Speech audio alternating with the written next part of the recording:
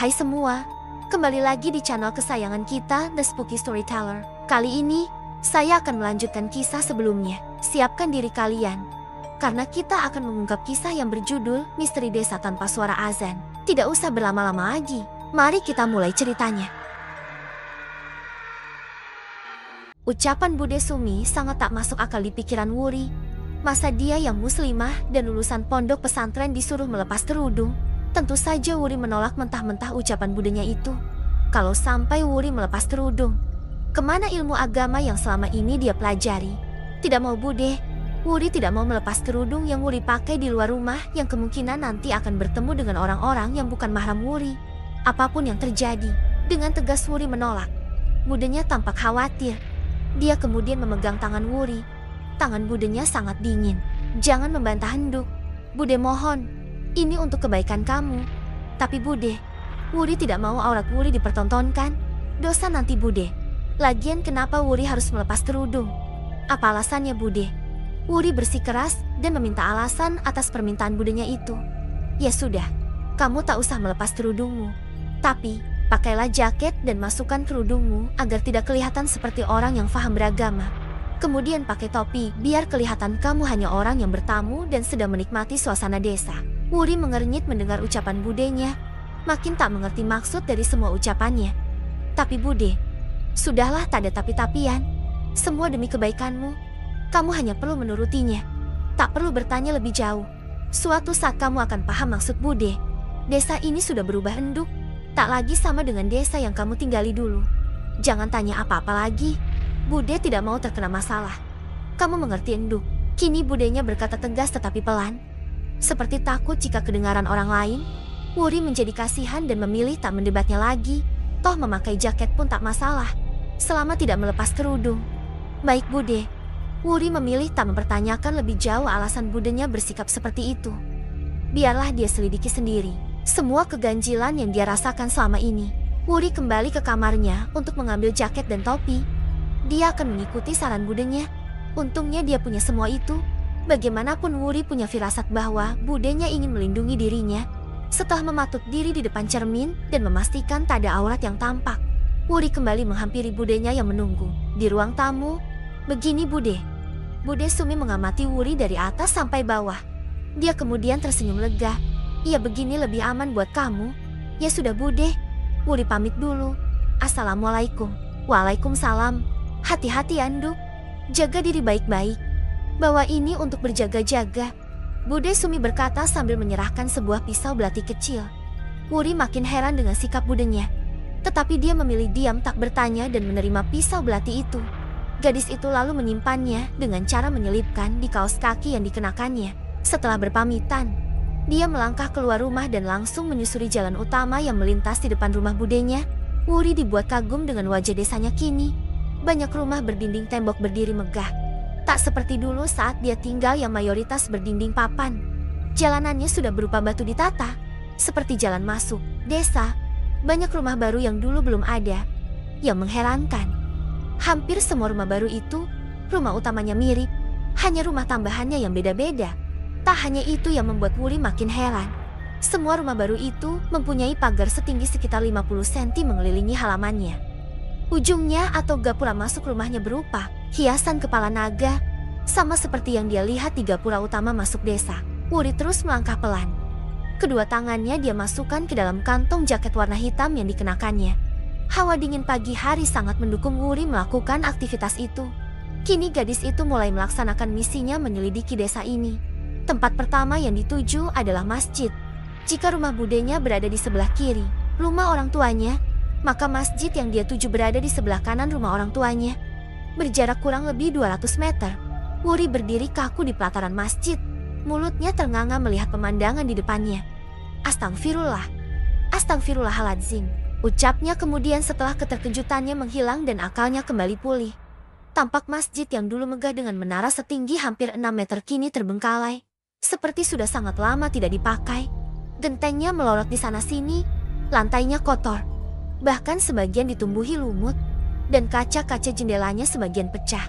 Wuri yang pada dasarnya pemberani, justru melangkah masuk ke dalam masjid dan berjalan memeriksa setiap bagian dalam masjid. Tak ada apapun di dalamnya. Karpet pun tak ada, benar-benar kosong. Yang ada hanya sarang laba-laba di sana-sini. Kini Wuri beralih ke bagian belakang masjid, di mana terdapat toilet dan tempat wudhu yang terpisah buat laki-laki dan perempuan. Untuk toilet perempuan, kondisinya sangat memprihatinkan. Pintunya rusak, bak airnya kosong melompong, bahkan lantainya retak-retak. Wuri kemudian masuk toilet laki-laki yang jumlahnya ada 3. Betapa terkejutnya Wuri saat mendapati toilet laki-laki terakhir yang dia masuki. Kondisinya terawat dengan baik. Baknya berisi air sangat jernih, lantainya bersih, pintunya juga berfungsi dengan baik. Berbeda dengan 2 toilet lain yang kondisinya sama rusaknya dengan toilet wanita. Gadis itu makin penasaran. Kini dia berjingkat memasuki tempat terakhir area masjid yang belum didatangi, yaitu tempat marbot masjid tinggal. Letak ruangan ini berada di bagian paling belakang area masjid. Tempat itu tak tampak sama sekali dari luar. Pintu ruangan itu tidak menutup sempurna. Rasa penasaran yang tinggi memaksa Wuri mengendap-endap mendekat ruangan yang dimaksud. Dari luar, kondisinya seperti tak terawat. Tapi saat Wuri mengintip dari jendela, ruangan berukuran 2 kali 3 meter itu tampak bersih. Setelah memastikan tak ada siapapun di dalamnya, Wuri memberanikan diri membuka pintu yang tak terkunci, dan apa yang dilihat Wuri selanjutnya sungguh di luar perkiraan Wuri. Tempat itu begitu bersih, tak berdebu maupun banyak sarang laba-laba. Lantai semennya juga kinclong, menandakan bahwa tempat itu terawat. Sebuah kasur berukuran single tergelar di lantai dengan sprei warna putih polos yang tampak tak bernoda sedikit pun. Wuri melangkah masuk dan berjalan pelan mendekati meja kecil yang terletak di pojokan. Mejanya bersih dan terdapat sebuah mushaf Al-Quran dan sajadah yang dilipat di atas meja. Wuri makin penasaran. Dibukanya laci yang terdapat di bagian bawah meja. Mata Wuri terbelalak. Terdapat beberapa rambut palsu dan sebuah batu kecil yang ada tali pengikatnya. Perasaan Wuri tak karuan mendapati pemandangan nyata dan aneh di depannya. Dia buru-buru menutup laci dan berjalan keluar. Dia ingin secepatnya meninggalkan area masjid, namun terlambat. Seseorang menghalanginya di depan pintu dengan menatapnya tajam. Siapakah orang itu? Orang baik atau orang jahat? Wuri langsung waspada dengan keberadaan laki-laki itu. Tubuh kekar dan tegapnya terpampang nyata di depan Wuri karena pria itu tidak memakai baju. Hanya memakai bawahan berupa celana kolor sebatas lutut. Potongan rambutnya cepak. Kulitnya sawo matang. Wajahnya tampan dengan sedikit jambang di pipinya. Garis rahang tegasnya makin menguatkan aura wibawanya. Tatapan matanya sangat tidak asing bagi Wuri. Gadis itu bingung hendak melakukan apa. Bagaimana jika dia orang jahat dan bermaksud mencelakainya? Wuri teringat pisau belati pemberian Bude Sumi yang dia selipkan di kaos kaki yang dikenakannya. Perlahan dia menunduk dan mengambil pisau belati itu, lalu memasang kuda-kuda. Bersiap membela diri jika pria itu menyerangnya. Wuri yakin pelajaran bela diri yang dia pelajari selama mondok masih bisa dia ingat dan praktekkan. Pria itu tak bergerak ataupun pindah dari ambang pintu. Dia justru tersenyum melihat tingkah Wuri. Wuri menjadi heran, tapi dia tetap waspada. Kamu lupa denganku, Wuri. Wuri kaget. Bagaimana bisa orang ini mengenal namanya? Pria itu maju 1 langkah mendekat ke arah Wuri berdiri. Gadis itu makin meningkatkan kewaspadaannya. Berhenti, jangan mendekat. Atau pisau ini akan menancap di jantungmu. Gertak Wuri dengan mengacungkan pisau belati yang dipegangnya. Gertakan Wuri ternyata tak diindahkan oleh pria itu. Dia justru maju 1 langkah lagi sehingga makin mengikis jarak dengan gadis itu. Lihat aku baik-baik, Wuri. Tak ingatkah kau dengan wajah ini? Wuri mengamati pria itu. Jarak yang tidak begitu jauh membuat Wuri bisa melihat lebih detail. Hatinya seakan berhenti berdetak saat melihat ciri khusus di wajah pria tampan itu. Sebuah tahi lalat terdapat di atas alis sebelah kanan dan sebuah bekas luka di pelipis sebelah kiri yang menimbulkan sedikit parut, yang hanya bisa dilihat jika dari jarak dekat. Wuri diam mematung. Tak tahu harus berbuat apa. Pikirannya menerka sosok di depannya. Tetapi mulutnya seolah terkunci. Mungkinkah pria ini sosok yang sama dengan seseorang yang ikut mengantarnya sampai ke pondok 8 tahun silam? Bagaimana? Kamu sudah ingat? Tanya pria itu dengan suara tenang. Tak tampak sedikit pun raut khawatir akan pisau belati yang siap dilempar Wuri kapan saja. Seolah dia sangat yakin jika Wuri tak akan sampai hati menyerangnya. Sudahlah, jangan main teka-teki. Kamu tinggal memperkenalkan diri kamu dan menyampaikan tujuanmu menghalangiku keluar. Tak perlu membuatku menebak-nebak. Ah, wanita ini masih sama dengan yang aku kenal dulu. Pemberani dan tegas. Batin pria itu. Baik, aku akan membuatmu ingat siapa aku. Aku adalah Wuri. Wuri, apakah kamu di sana? Tiba-tiba seseorang memanggil Wuri hingga menghentikan ucapan pria itu. Dia langsung menarik Wuri dan mendorongnya keluar. Cepat kamu temui orang itu dan jangan katakan padanya bahwa kamu ketemu seseorang di sini. Terserah kamu mau buat alasan apa. Yang penting, jangan sampai seorang pun tahu keberadaan tempat ini. Dan ada orang tinggal di sini. Cepatlah pergi.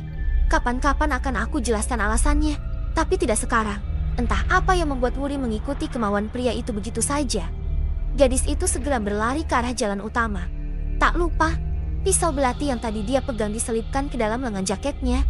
Tak mungkin menyelipkannya di kaos kaki dengan berlari. Tampak Pak De Cokro hendak berbelok ke area masjid yang terbengkalai. Wuri bergegas menghampirinya. Pak De, kenapa Pak De ada di sini? Wuri menyapa lebih dulu setelah mengatur pernapasannya yang tersengal-sengal akibat berlari dari belakang tadi. Dia bersikap sesantai mungkin agar Pak De-nya itu tidak curiga. Pak De Cokro mengamati ponakannya dari atas sampai bawah, membuat Wuri sedikit risih. Dari mana kamu? Aku mencarimu dari tadi. Kata budemu, kamu pergi dari pagi.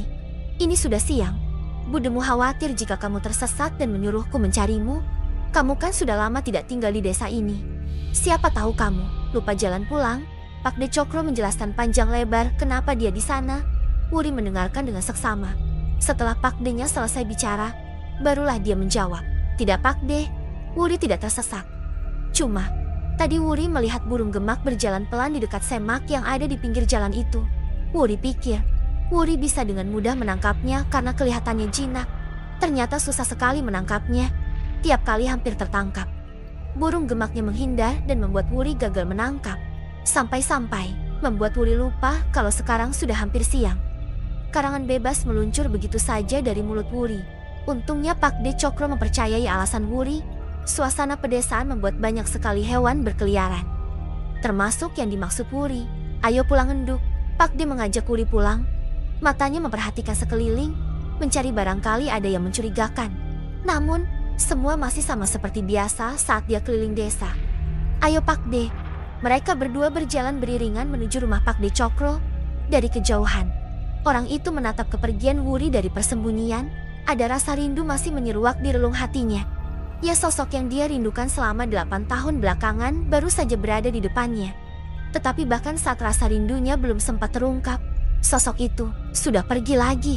Orang itu kemudian kembali ke dalam ruangan marbot masjid dan mengunci pintunya.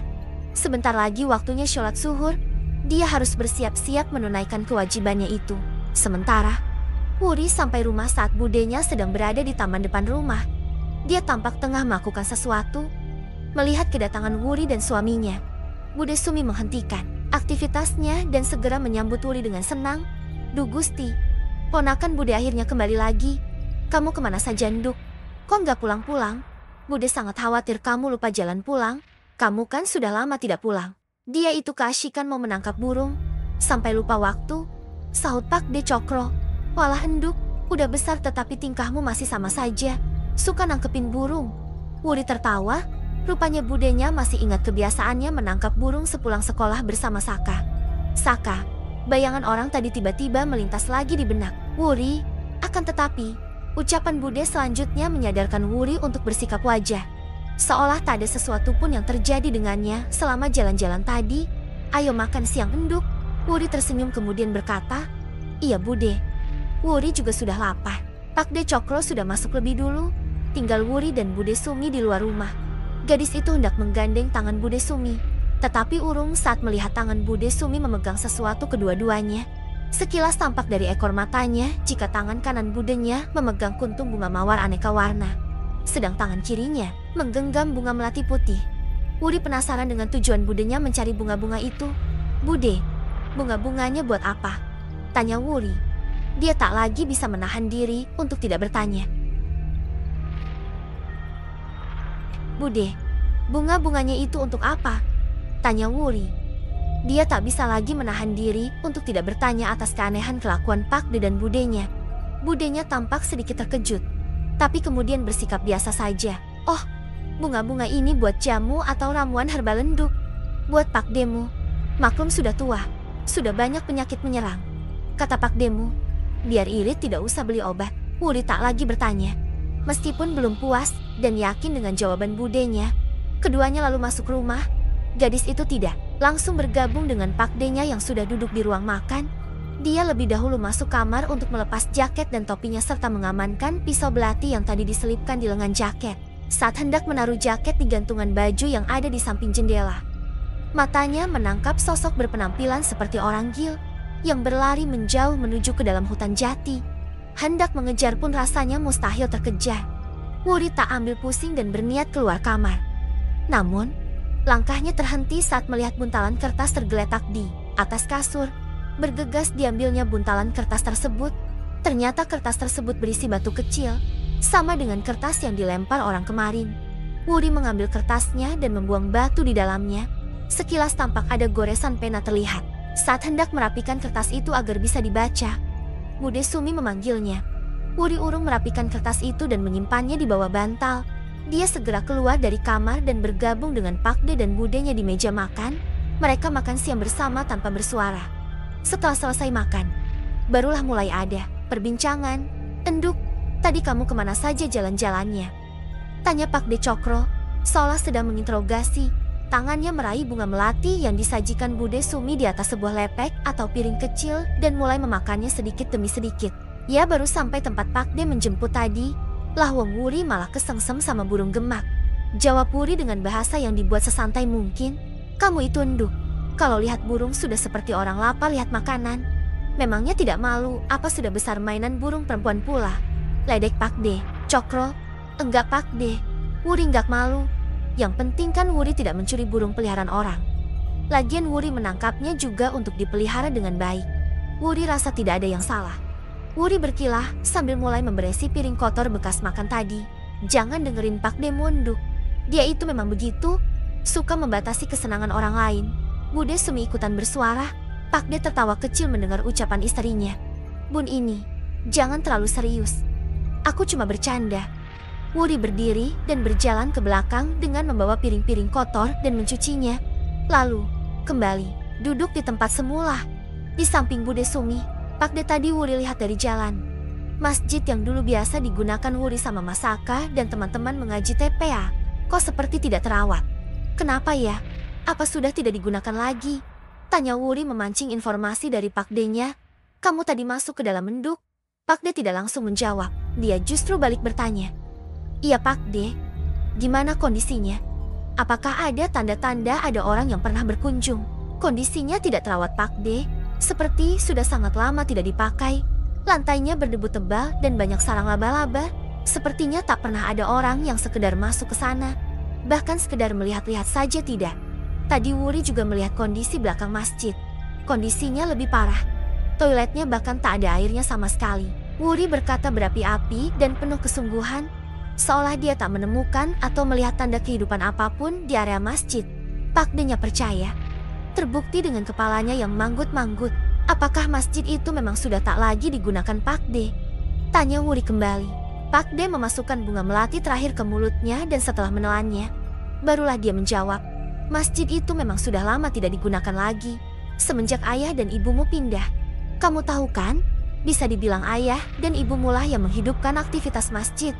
Ayah dan ibumu juga yang dengan telaten mengajari anak-anak desa ini mengaji, bahkan yang paling sering mengingatkan, mencari laki-laki dan menjadwal untuk mengumandangkan azan adalah ayahmu. Saat Haryo pergi, masjid ini seolah mati. Tak ada lagi yang berjuang menghidup-hidupkan masjid lagi." Wuri antara percaya dan tidak percaya akan penjelasan Pak De-nya. Namun dia bersikap seakan percaya. Dia masih belum punya titik terang sedikit pun tentang keberadaan ayah dan ibunya. Saat ini, dia butuh tempat aman. Lah terus sekarang kalau sholat berjamaah atau sholat Jumat di mana Pak De? Di tempatnya Kisuro. Ucapan Pak De Cokro terhenti. Dia keceplosan membahas Kisuro di depan Wuri. Dalam benak Pak De Cokro, lebih baik Wuri tidak tahu aktivitas di tempat Kisuro. Atau semua akan kacau jika ponakannya itu tahu dan bertindak seperti orang tuanya. Yang lebih ditakutkannya, sosok Wuri yang cantik dan cerdas akan dengan mudah mempengaruhi para pengikut Kisuro untuk berpindah haluan lagi. Sehingga tujuannya dengan Kisuro tidak tercapai. "Oh, Kisuro Gumolo yang semalam diceritakan sama Bude Sumi ya?" Pak De Cokro menoleh dan menatap Bude Sumi tajam. Dia khawatir jika istrinya cerita macam-macam tentang Kisuro. Bude Sumi paham akan gelagat suaminya dan segera mengambil langkah dengan menjawab pertanyaan Wuri. Iya, yang Bude ceritakan semalam, saat kamu bertanya kemana Pak Demu pergi, Bude juga tak paham bagaimana cerita tentang Kisuro. Pak Demu yang lebih tahu. Bude Sumi berkata demikian untuk memberitahukan pada suaminya bahwa dia tidak bercerita banyak tentang Kisuro. Ada raut lega di wajah Pak De Cokro. Dia yakin istrinya tidak cerita macam-macam. Kisuro itu seseorang yang punya ilmu kebatinan Linui, warusak Durin Cui Narah. Tahu sebelum kejadian, dia mendirikan padepokan Jirijoyo untuk merekrut warga sini yang malas beribadah ke masjid agar mau sholat berjamaah di sana. Dan sampai sekarang, padepokan itu masih aktif membina warga desa. Kamu lihat sendiri kan, desa ini sudah mengalami banyak kemajuan. Itu adalah salah satu hasil perbuatan Kisuro dan pengikutnya dalam menggerakkan warga agar tidak malas beribadah. Bukankah berbuat baik juga termasuk ibadah? Pak De Cokro dengan bangganya menceritakan sosok Kisuro kepada Wuri. Dia pikir ponakannya itu akan percaya begitu saja ceritanya. Namun Wuri bukanlah orang yang mudah dibodohi. Dia punya banyak ide untuk menguak apa yang sebenarnya terjadi. Saat ini, dia memang masih belum bertindak karena masih mencari benang merah atas apa yang dihadapinya. Iya Pak De, Kisuro pasti orang hebat sampai berhasil memajukan desa ini. Wuri salut Pak De. Pak De Cokro tersenyum lebar mendengar Wuri berkata demikian karena mengira Wuri tulus memuji dan tertarik bergabung dengan Kisuro. Ya sudah Pak De, Wuri mau sholat zuhur dulu. Ini sudah waktunya sholat zuhur. Pak De mau mengimami Wuri sholat zuhur. Tawar Wuri kepada Pak De-nya meskipun dia tahu pasti ditolak. Selama tinggal di rumah ini belum sekalipun Wuri melihat Pak De dan budenya itu sholat. Kamu duluan saja. Aku belum mandi, mau mandi masih berkeringat. Nunggu keringatnya kering dulu. Baiklah, Wuri ke kamar dulu Pak De. Ya, Wuri kemudian pergi dan masuk kamarnya untuk persiapan sholat zuhur. Namun saat masuk kamarnya, dia kembali ingat pada kertas yang dia selipkan di bawah bantalnya. Dia penasaran dengan isi tulisannya. Wuri berdiri di samping ranjang. Tangannya terulur untuk menyingkap bantal yang menutupi kertas kusut dan belum sempat dia rapikan. Diambilnya kertas itu lalu dirapikan. Sekarang terbaca jelas tulisan yang tertera di kertas itu. Hapus penasaranmu dengan mencari kebenaran. Jangan percaya siapapun. Percayai nalurimu sendiri. Wuri duduk di tepi ranjang dan membaca berulang-ulang tulisan itu untuk mengartikan maksudnya. Namun pikirannya justru makin ruwet. Benaknya sibuk menduga-duga siapakah pengirim tulisan tersebut. Apakah orang Gil yang dia lihat tadi? Terus orang yang tinggal di tempat marbot masjid itu siapa?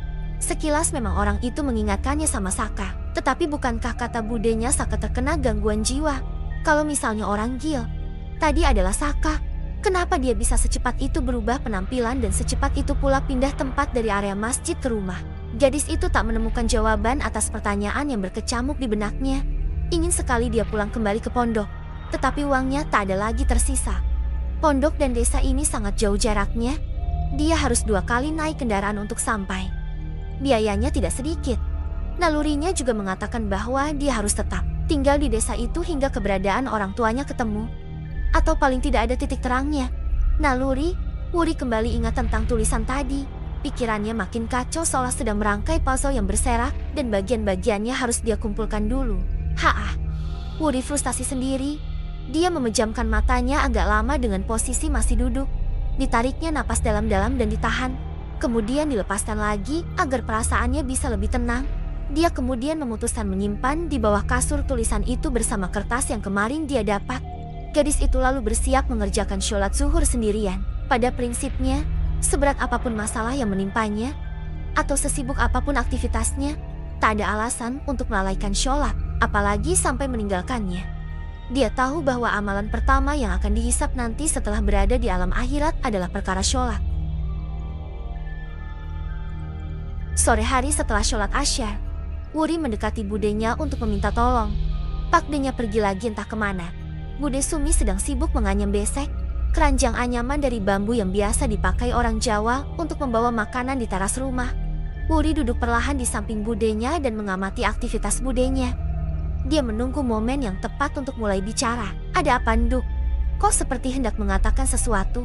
Tanya Bude Sumi. Rupanya dia sangat tanggap dengan kegelisahan Wuri. Budenya menghentikan aktivitas menganyam bambu dan beralih menatap Wuri. Bude, apakah Bude punya kunci serap rumah ayah dan ibu? Wuri pengen masuk dan melihat-lihat. Meskipun ayah dan ibu tak ada di sana, rumah itu menyimpan banyak kenangan buat Wuri. Wuri ingin nostalgia Bude. Jawab Wuri dengan alasan dibuat-buat. Dia sebenarnya ingin mencari petunjuk di sana.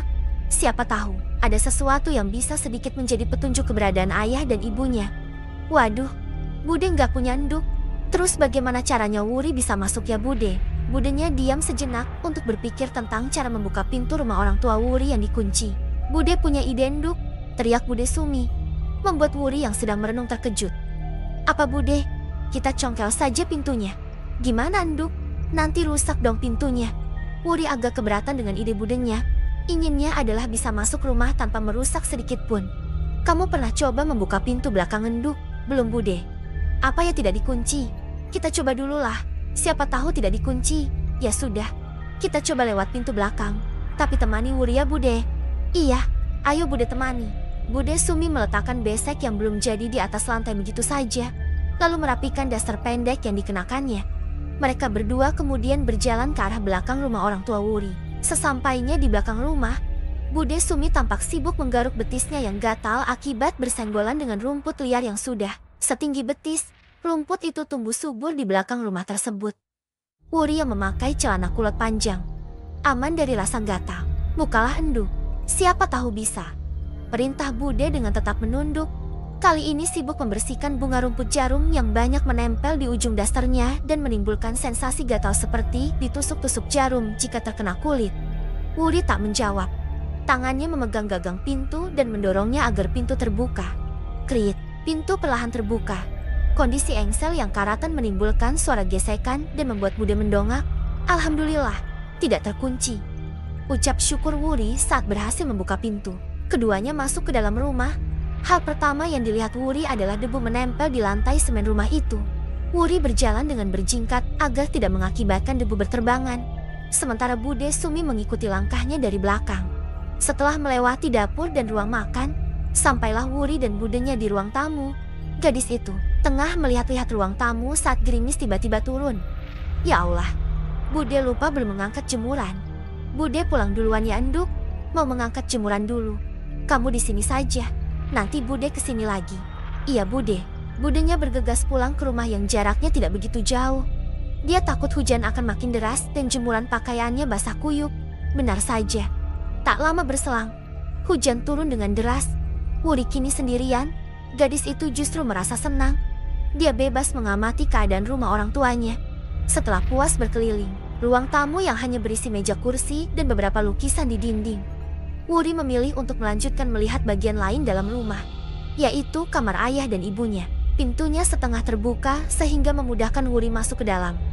Kondisi rumah yang lama tidak ditempati menyebabkan semua bagiannya berdebu, tak terkecuali kamar orang tuanya. Pandangan gadis itu menyasar seluruh bagian dalam kamar itu. Ranjangnya masih utuh dengan kasur dan spray yang sudah sangat berdebu. Sedikit saja Wuri menepuknya. Debu langsung berterbangan dan membuatnya terbatuk-batuk karena menghirup debu. Wuri berjalan menuju ke lemari dua pintu milik orang tuanya yang ada di pojok kamar. Dibukanya pintu lemari sebelah kiri. Tampak dengan jelas pakaian ayah dan ibunya memenuhi lemari bagian kiri itu. Gadis itu mengernyit. Pikirnya, harusnya orang pindah rumah hampir semua barang dibawa, termasuk pakaian. Namun kenapa lemari kedua orang tuanya masih penuh dengan pakaian? Wuri yang tahu bahwa ekonomi orang tuanya biasa saja menjadi curiga. Gadis itu beralih ke lemari bagian kanan. Tampak kitab-kitab syahih dan buku-buku pendukung memenuhi 3 rak bagian atas, sedangkan 1 rak bagian bawah berisi tumpukan jilbab ibunya. Setelah diteliti, Wuri tak menemukan petunjuk apapun di dalam lemari. Kini dia berpindah memeriksa laci-laci yang ada di bawah meja, yang terletak di samping lemari. Meja tersebut biasa digunakan ayahnya untuk mengkaji Al-Quran dan kitab-kitab yang dipunyainya. Laci pertama berisi alat-alat tulis. Laci kedua berisi obat-obatan seperti minyak angin, param, bobok, balsem dan sebagainya. Sedangkan laci ketiga berisi surat-surat yang Wuri kirim untuk orang tuanya. Satu persatu dilihatnya tanggal yang tertera. Wuri selalu membubuhkan tanggal di setiap surat yang dia kirim. Surat itu berhenti di tahun ke-5 saat dia mondok. Lantas suratnya yang 3 tahun belakangan ini diterima oleh siapa? Terus yang selalu membalas surat-suratnya siapa? Kenapa tulisannya bisa sama persis dengan tulisan ayahnya? Bukannya mendapat petunjuk? Wuri malah makin dibuat bingung. Jangan lupa like, subscribe, dan aktifkan notifikasi untuk mendapatkan update kisah selanjutnya. Sampai jumpa di video berikutnya.